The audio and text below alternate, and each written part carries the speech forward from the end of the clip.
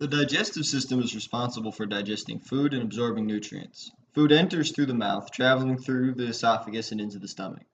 In the mouth, teeth manually shred, pierce, and tear food.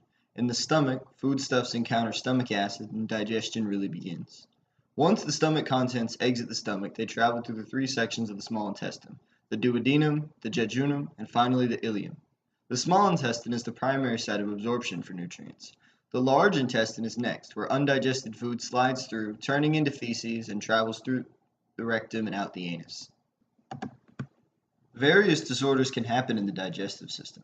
Starting from the back end, hemorrhoids are a very common issue for many adults. These varicose veins around the anus can cause painful defecation.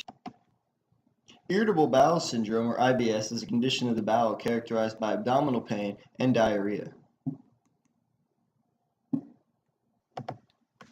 Crohn's disease is characterized by chronic inflammatory bowel disease, often in the ileum, with mucous membrane ulcers. Ulcers can also occur in the stomach, lower esophagus, and duodenum as part of peptic ulcer disease.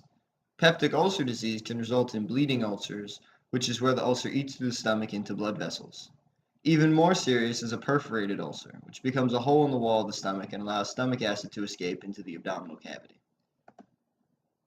There are various tests that are used in diagnosis of gastroenterological issues. A barium enema involves the X-ray examination of the intestine and colon using barium inserted rectally as a contrast medium.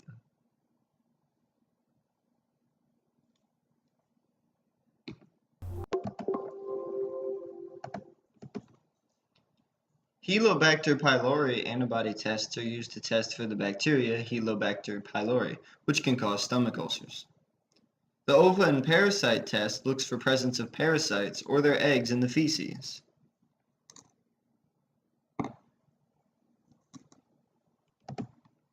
A fecal occult blood test looks for small amounts of blood in the feces. This has been my video on the digestive system. I'm Nathaniel Frisch. Have a good summer.